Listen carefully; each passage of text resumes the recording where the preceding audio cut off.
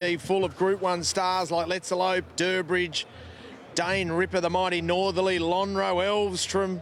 So many stars of the turf have won this race. So let's assess all the key runners, and we start with the favourite, which is Kingswood Dream for Chris Waller and Mark Zahra. And I just suppose maybe one query will be, A, where he'll be in the running, and B, second up.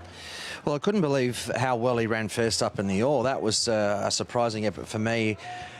I would be hoping from that barrier they'll probably try and have him that little bit close, so it's definitely a better part to beat. And Kingswood Dream was fantastic first up, so you'd imagine up in trip, a little bit fitter for the run. He's got to be a force to be reckoned with.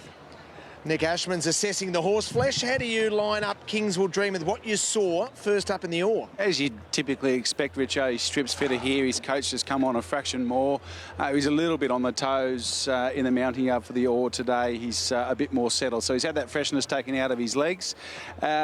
He's progressing towards an Australian Cup. There's perhaps a touch more improvement to come, but he looks just about right. So here's the first of our key runners to assess how good this Western Australian Regal Power is going to be the great query. Here's the WA Derby winner and a railway winner, a Group 1 winner, Regal Power. Yeah, bringing over some elite form from WA, and we've seen a lot of the sand gropers, Richo, come across without that form and prove very competitive in our best races. So bodes very well. Woolly Pike on board in the last. It's got a nice ring to it, that. Yeah, he brings a really good figure across over a mile from WA as well. So there's plenty of toe in this bloke's legs, and you can see here he's quite fit in the mounting yard. Good muscle definition throughout. He's reasonably calm, and I think he's here to run a big race. Well, in this smallish field with no tearaway leader, could Miss Siska be the one, maybe with Odeon, who's right there on speed and get an advantage? She's flying. I think those are the two that will take up the running, Richo, and yeah, she's been very good in that role. She sat 3 wide no cover last start in a steadily run race. I'm sure they'll be more than happy to go a little bit quicker and find the fence here, and she's in great form. You'd expect improvement. 1800's a positive as well, and she's right in it. She's just a cracking mare. I mean, when you look at her, she's got good size about her. She's got a lovely coat. You can see dapples across her hindquarters here. She ran well first up. Yes, she's got to take on some better horses here, but she couldn't be presented in any better condition, guys. She's a real good looker. Here's a fascinating runner, and Michael D's ridden him on 3 different occasions. It is Suzuka Devious. In fact, Mickey D's ridden him in all of his Australian starts. He is such a hard runner to line up.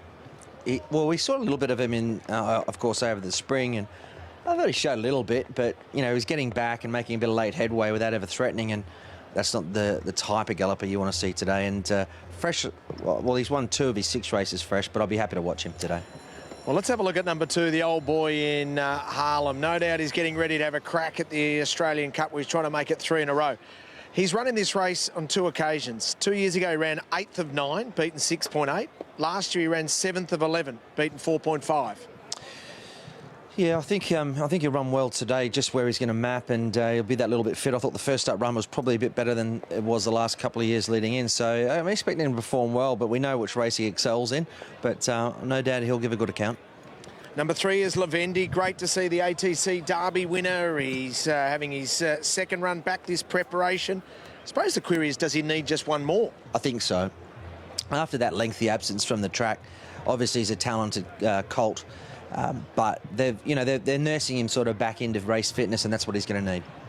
We've assessed 4 and 5. We make our way to Mirage Dancer, the Sentai son of Frankel, who ran 3rd in the Caulfield Cup. Well, 1,800 metres is a lot more suitable than what he attacked first up in the Orr. I would have liked to have just seen him hit the line a little bit better last time out. I know the distance was insufficient for him. I'd still like to see even those horses with a bit of staying prowess to just at least run through the line. He was never really a factor there well back, so we'll get a better idea today. I'm not sure, though, if he's going to have a pattern in his favour either. And number 7 is Odeon. Interesting, the little market move for a horse who's tough and fit, racing really well here at Caulfield, and another one that will probably go forward and lead. Is he of weight for age quality is the question. Well, he's a similar type probably to what we had with Streets of Avalon earlier. He's probably not up to these if all things were even, but they're not. So I would imagine they're going to go forward with him. There's market support on the back of where he could map. He's got to go forward. And his effort, Richo, last up by Masiska was good. Damien Lane just kept him locked away, got that first run, and that was the difference. If he takes up the running today, he'll be there for a long way. Here's an entire son of Galileo who ran 4th in a Caulfield Cup. First up now with his next preparation. Bossy on board, a huge watch, Constantinople. Yeah, quality galloper, no question. And I just wasn't really sure where to place this. Also, I was waiting to see what the market did, because we know he's a Group 1 competitive campaigner, and first up 1800, he might have enough freshness in his legs to be very competitive, so I'd be keeping him safe. He looks like he's acclimatised well. Now he's having his second campaign here down under. He's got a fraction of cleaning up to do in his coat. He's a touch warm underneath and in behind, but he's not too bad, guys. All right, they are the runners for the Peter Young as Miss Cisco wishes her way out there and nearly bowls over Nick Ash.